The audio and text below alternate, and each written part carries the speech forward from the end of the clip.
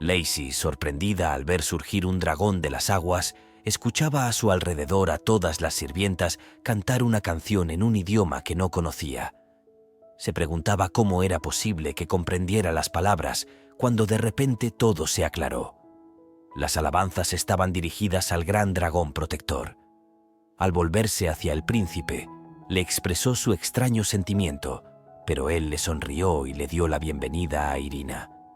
De repente, la princesa se desmayó. Más tarde, Lacey se despertó en los brazos del príncipe Khalid. Entonces, le pidió que la dejara en el suelo, afirmando que ya se sentía mejor y que tenía muchas preguntas que hacerle. Sin embargo, Khalid se negó. Insistente, ella pidió que al menos la sentara para que pudieran conversar. El príncipe tomó asiento mientras aún sostenía a Lacey en sus brazos, pero ella le señaló que prefería hablar cara a cara. Simón, quien los acompañaba, le explicó a la princesa que era mejor no moverse por un tiempo, temiendo que hubiera agotado su energía debido a la potencia de la sinastría entre ella y el príncipe. Cuanto más cerca estuvieran, más rápido se recuperaría. Intrigada, Lacey preguntó qué era una sinastría, ya que no lo comprendía. Le preguntó a Simón qué tenía en el hombro. Él respondió que era su Teru y que ahora podía invocarlo, ya que habían cruzado la frontera. Lacey, ya familiarizada con la existencia de los Teru, le preguntó nuevamente qué era una sinastría, expresando su deseo de entender su significado.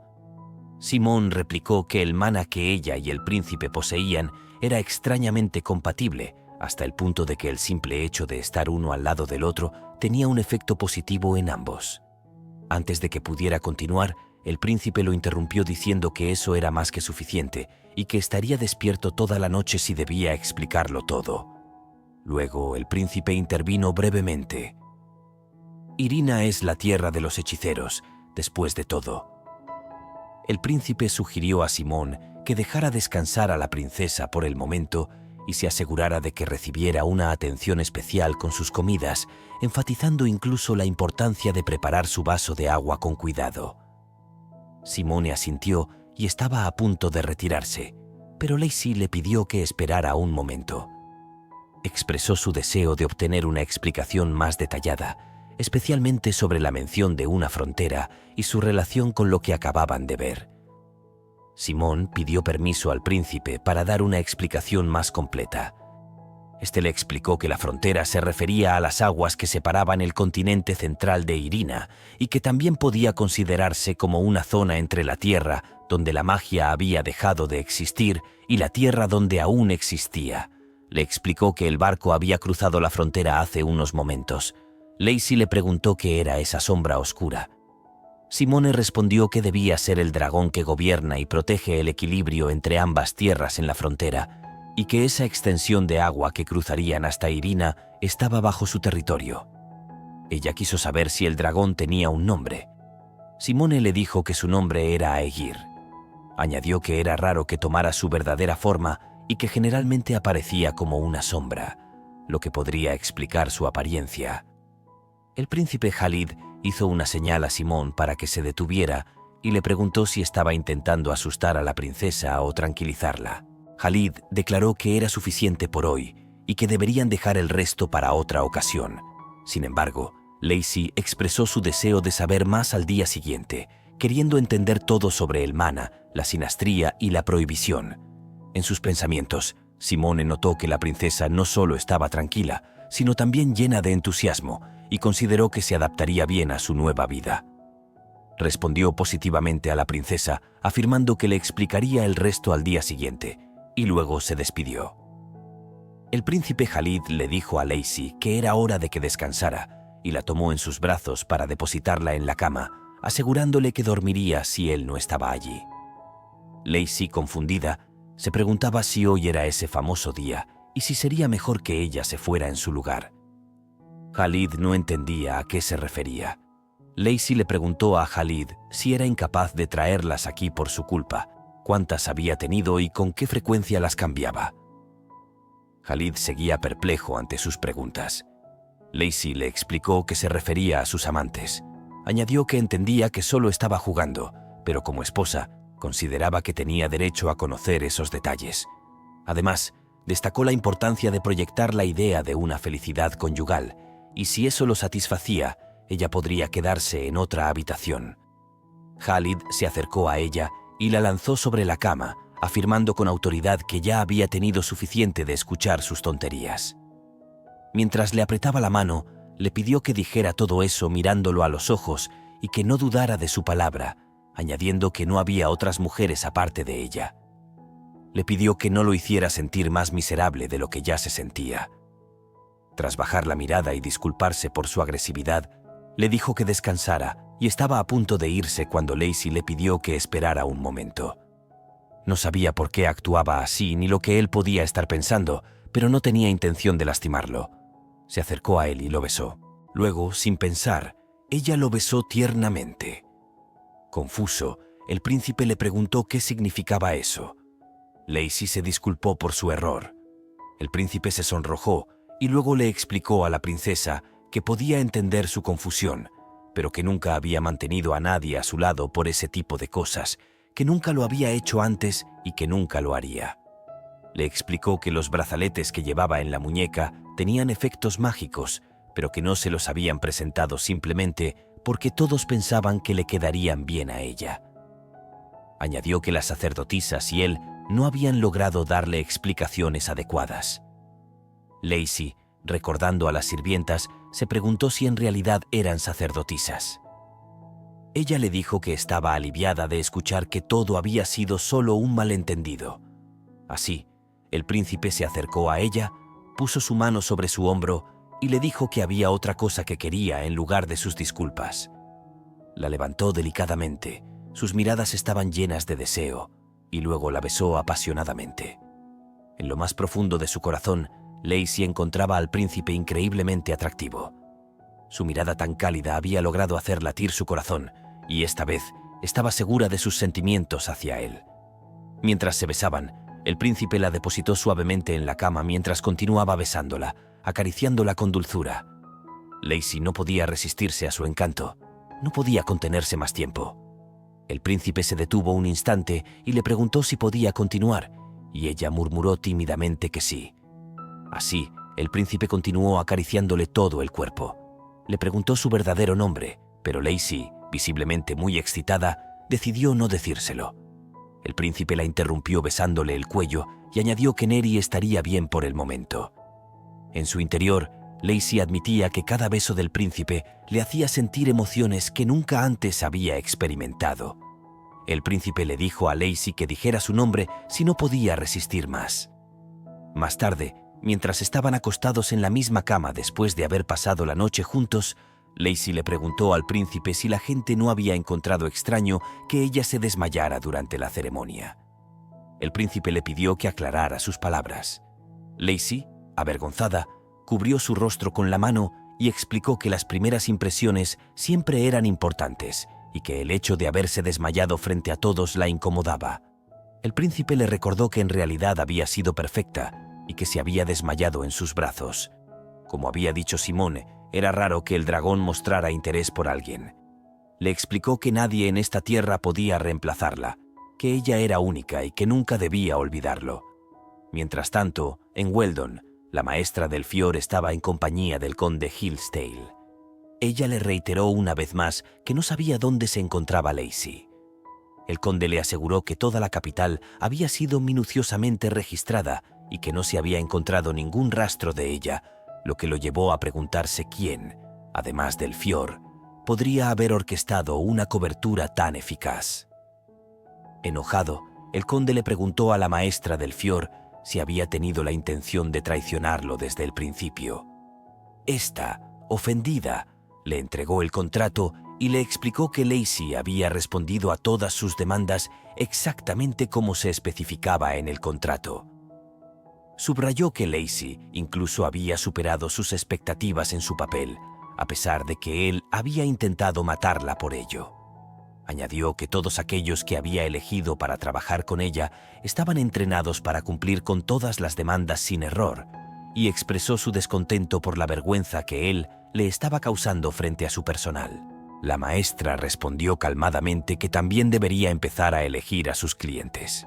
De repente, aparecieron asesinos detrás del conde, sosteniendo un cuchillo contra su garganta. El conde explicó entonces que era imposible ser eliminado de la lista de personas buscadas una vez que uno figuraba en ella, y que solo necesitaba decir que Lacey estaba muerta para que fuera eliminada de la lista sin levantar sospechas. La maestra del Fior respondió afirmativamente y agradeció al conde Hillsdale por su ayuda.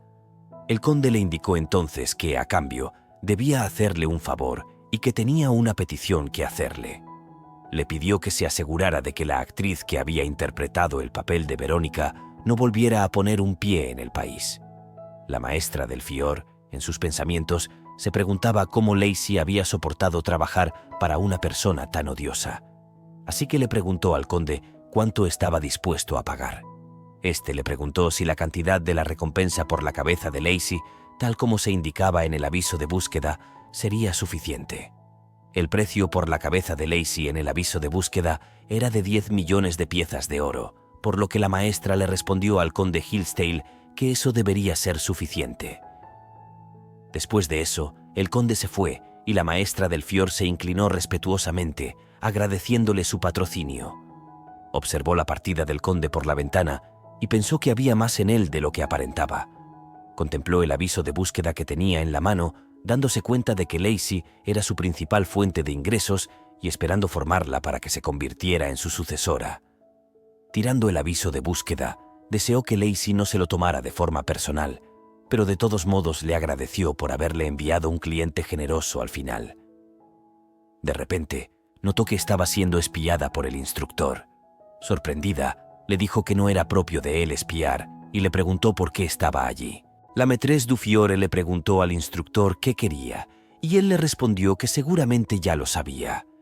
Entonces, ella le preguntó si había estado escuchando detrás de las puertas, a lo que él replicó que estaba donde podía oír y que no era su culpa si nadie lo había notado. La maîtresse encontraba a este hombre astuto y le expresó su descontento por su intromisión en sus asuntos.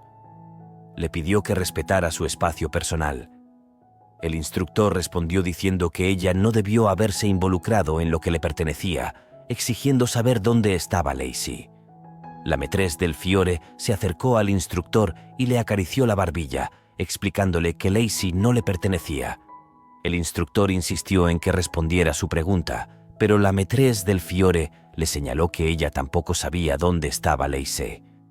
Aunque había logrado someter al conde a su voluntad, sabía que tratar con el instructor sería mucho más complicado. Se preguntaba por qué él estaba tan obsesionado con Lacey.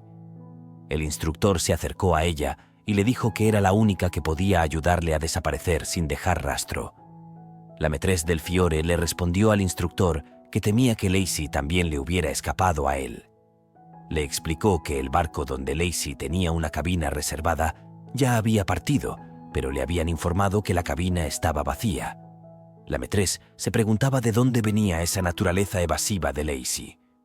El instructor tomó la mano de la maîtresse y le aseguró que la creía, añadiendo que Lacey siempre lo sorprendía. Le prometió felicitarla la próxima vez que la viera. La maîtresse, sumida en sus pensamientos, se preguntaba si el instructor realmente creía que ella querría volver a verlo. El instructor le sonrió y le hizo otra petición. Le pidió que le informara si alguna vez descubría dónde estaba Lacey. Prometió pagar todo lo que ella pidiera a cambio. Así, una vez que el instructor abandonó la habitación, cerrando la puerta tras él, la maîtresse suspiró profundamente, sosteniendo una taza de café en sus manos. Reflexionaba sobre el día agitado que había vivido, preguntándose qué le deparaba el futuro. Se dio cuenta de que el instructor no había mencionado los pendientes, lo que le hizo pensar que desconocía que eran artefactos mágicos y que, por tanto, no sabía que había entregado el segundo pendiente a Lacey para ayudarla a ocultarse. La maîtresse sintió una satisfacción al darse cuenta de que era la única que conocía el verdadero poder de los pendientes, que también podían ser utilizados para localizar a Lacey. Decidió esconder el pendiente restante en una maceta, cubriéndolo con tierra y vertiendo café sobre él. Luego tiró la taza a la basura, pensando que los secretos debían ser enterrados con ella, y que traicionar a alguien era mejor que ser traicionada. Por otro lado, Khalid estaba sentado junto a la cama de Lacey, contemplando el rostro tranquilo de la princesa dormida. Se preguntaba por qué Lacey parecía trazar una línea invisible entre ellos, sabiendo perfectamente que lo incitaría a cruzarla. A pesar de las negativas de Lacey a su toque, finalmente no pudo contenerse, sucumbiendo a sus besos cuando ella lo deseaba. Khalid reconoció que sus besos calculados y las sonrisas forzadas habían logrado acercarlos.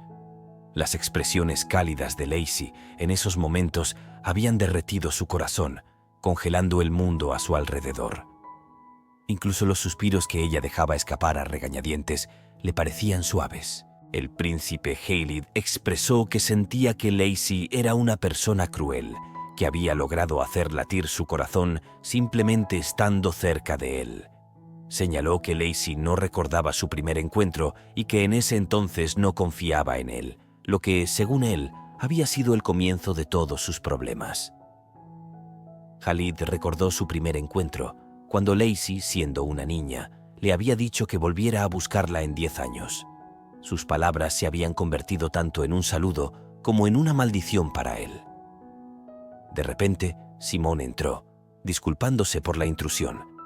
Declaró que había un asunto que requería atención inmediata. El príncipe preguntó si se trataba de la detenida, y Simone lo confirmó, anunciándole que la prisionera acababa de suicidarse.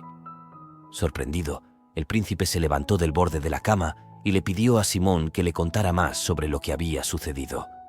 Dejó a Lacey, que dormía sola en la cama. Mientras dormía, Lacey soñaba y recordaba el día en que el instructor le había dado lecciones básicas como intérprete de roles en la casa de Fiore. El instructor la había felicitado por su capacidad para dominar ya los fundamentos del juego. Le había aconsejado usar esa técnica cada vez que estuviera en una misión para atraer a su objetivo y no distraerse pensando que había establecido un vínculo emocional con la persona. En sus pensamientos, Lacey se decía que tenía que encontrar una manera de escapar de allí.